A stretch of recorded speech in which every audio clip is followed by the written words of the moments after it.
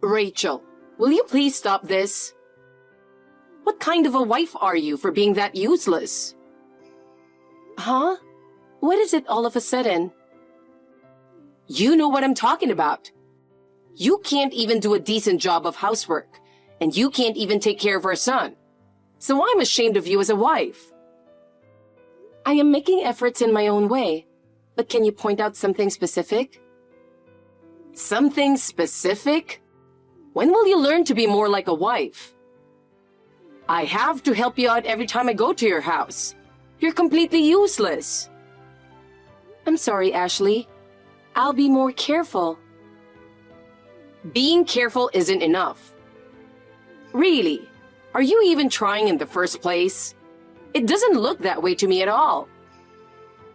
I am trying very hard. Based on your suggestions, I will improve. Very hard? You really think you're trying very hard? At least it's meaningless if it doesn't show the result.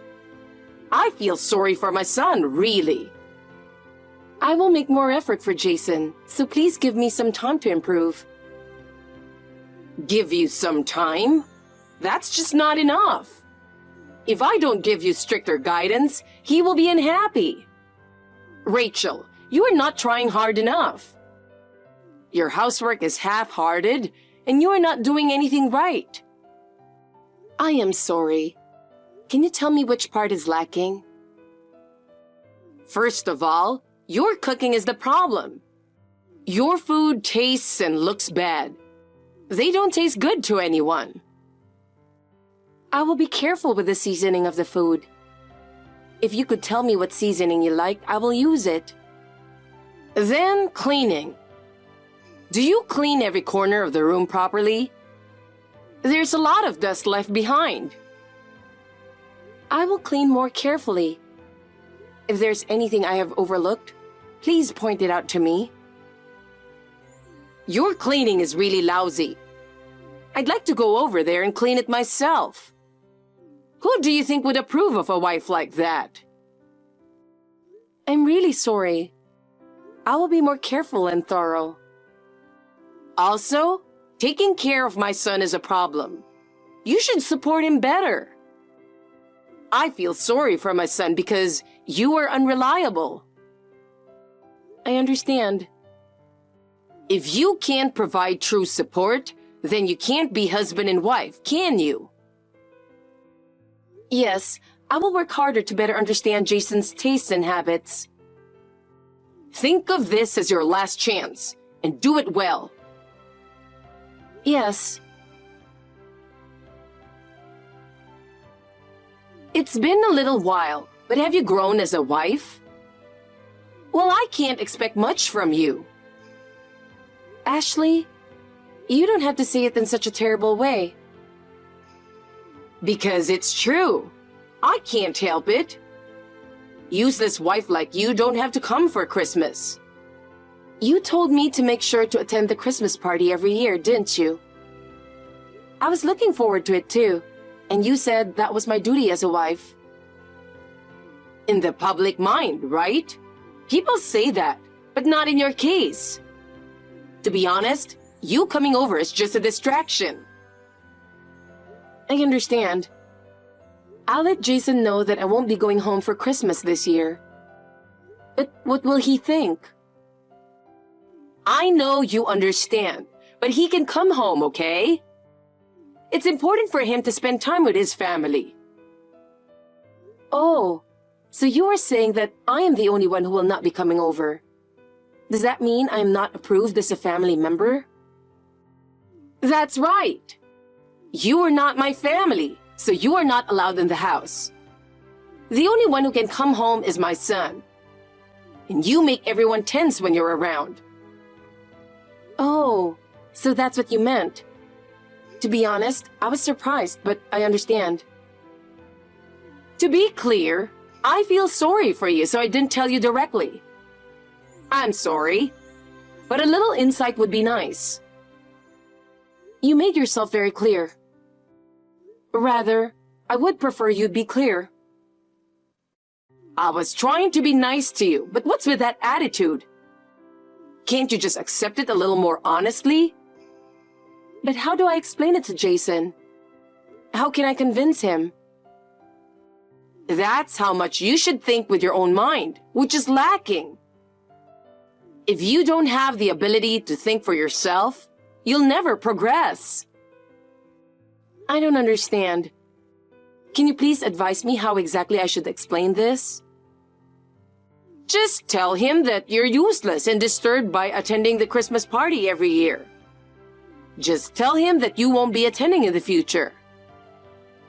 I think I'm doing exactly what you told me to do, but it doesn't seem to be going well. It's not enough to think you are doing well. You have to do it before I tell you to do it. Can't you even understand? Even when I take the initiative, you complain. How can I satisfy you? Your way of doing things is no good. No matter what you do it half-heartedly, so no one is satisfied. You need to think more about what you're doing. Your husband, Brian, praises me and thanks me every time. Is he too kind to me? Brian is a kind man, so he can't say it clearly. That man is always so careful, but he wants you to notice. Besides, he says he looks forward to see us visit every year. I don't think he's lying. It's time you realize that he is saying that out of concern. He doesn't really mean it. You have to be a little more understanding. I don't think he thinks that way. I want to believe his words. In fact, he says he can't rest when strangers come over, you know. He really wants to spend time alone with his family. Did he say that? I don't believe that. Of course. We both think so. That's why I'm asking you not to come over. I didn't know. I'm sorry. Besides, Jason wants to come home alone, but he feels sorry for you. He's a really sweet boy. You should feel for him. Did he tell you that too? I've never heard that kind of talk before. I know even if he doesn't say it, because I'm his mother. There's a special connection that mothers understand. That's something you wouldn't understand. You're right. I don't think I'd understand if you didn't tell me, right? I've never felt that special connection. I know, because there is a genuine connection that you, a stranger, don't have. The bond between a mother and her son is something you don't have to put into words to understand. It's an amazing connection, isn't it? I don't believe that for a second. What's with that tone? Who do you think you are? Who do you think you are? I'm so tired of talking to you. I'm really sick of it. I agree. But this is also a family bonding experience, isn't it?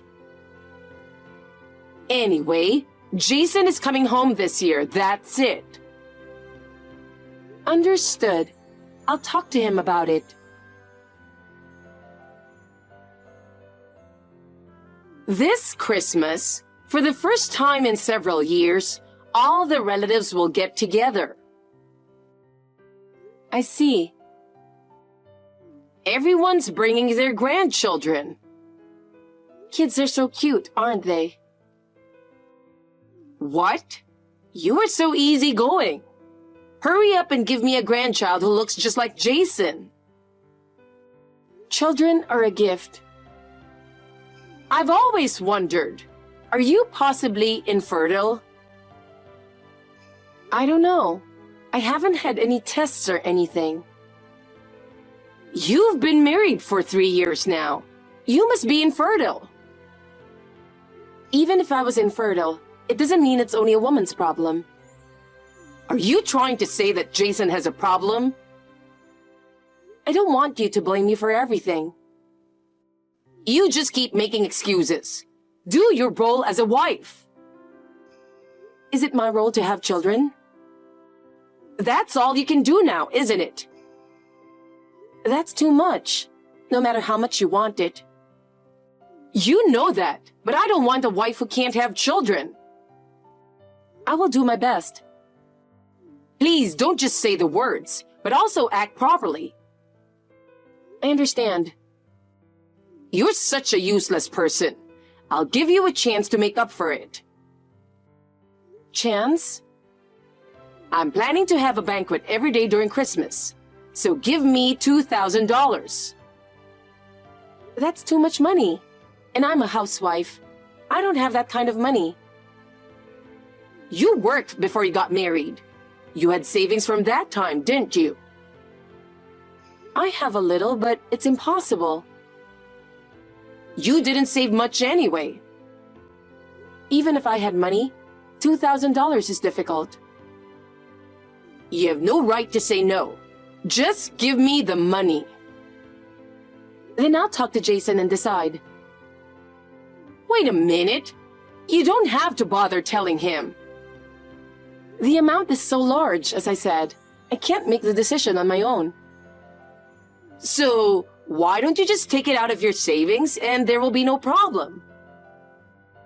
That's impossible. You really are a useless wife. You demand too much from me. What are you talking about? I've only asked for simple things. All you've asked for is impossible. Then it's time for me to move in with you and educate you properly. Please don't do that. I'm so stressed out. I don't know what to do. So you don't have the right to say no. I'll teach you how to be a wife. I'll pass. I shouldn't have let Jason marry this woman. Even if you regret it, it's too late now. I wonder why he chose such a wife. Jason is in love with me. It's not too late for you to get on my good side. Why? Because I'm going to show Jason reality this Christmas. You're talking like you're going to brainwash him. This is a kind of brainwashing. It's called mind controller. You mean mind control? It doesn't matter. You really are a cheeky wife, aren't you? You were saying the wrong thing, so I corrected you. The way you say it is so hateful. If you're my daughter-in-law, act like one. I'm sorry. I'll be careful. I don't care. Just be prepared. Finally, the long-awaited Christmas. It seems like the world is overflowing with happiness. Of course, so am I. What will you do, alone and lonely? I'm going to clean the house. You don't have to clean the house. Why not? Because Jason will never go back to that house ever again. Don't say random things. By the time Christmas is over, you'll have decided to get a divorce. I'm going to make it very clear that you can't take it anymore. Can't you see how much your presence is a burden on his heart? He is stressed out by your presence at his most critical time. On what basis are you saying that? He has never said anything like that, and I think we are doing well. Just because you say so does not mean that our relationship is going bad. What exactly are you saying is the problem? I can tell from looking at him, because he always seems to be in pain when he is with you. I can tell by the look on his face that he's obviously stressed. You just don't realize it, but he's always holding back. I think it is because you say terrible things to me. When I am stressed, he senses it too. Isn't it because you're trying to get us divorced? You don't understand anything. It is that attitude you talk back to me is the problem. Can't you be more honest and submissive? If you did, it would be much easier for everyone. Your presence is making the home atmosphere worse. Besides, he said he would be home as soon as possible, so I'll be waiting for him. He promised to come home early, so don't worry about us. I am looking forward to his return. Poor Rachel. You have no idea how much of disturbance you're causing. It's really pathetic. From now on, I will take care of Jason, so you don't have to worry about him. He doesn't need you anymore. I understand. Then, as long as you take care of him, I will spend my time in peace. I'm sure he'll feel at ease if he can rely on you to take care of him. What's going on? Explain it to me. What did you say to Jason? What is it? Is there a problem?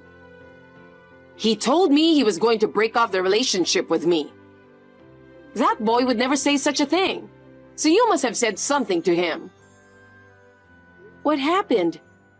I can't believe he would say such a thing. Can you tell me in detail why he said that? He got angry all of a sudden. I don't understand why. I'm surprised that he could get that angry. I don't think he would get angry over nothing. Did you say something to him? Did you say what you usually say to me? When I told him about you, he suddenly became angry. I just told everyone how useless you are. Is that so bad? So you said something bad about me. Isn't that what made him angry? You said bad things about me, and that's why he got angry with you. I didn't say anything bad about you. I just told everyone the facts.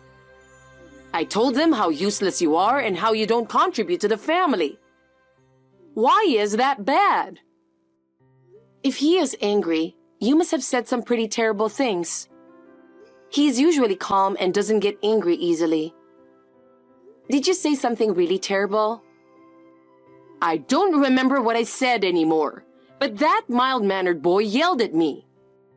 Everyone was surprised. I've never seen him get that angry. My daughter-in-law is infertile and useless. That's what you said, right? What? You told him that I'm bullying you, which is a lie, didn't you? He got angry because you said that. What are you talking about? I just told him the truth. It seems you were saying it with an impassioned performance. And crying too. Who told you that? I heard it from Jason. He told me everything. That's a lie. Don't say random things. As soon as he got out of your house, he called me and reported it to me.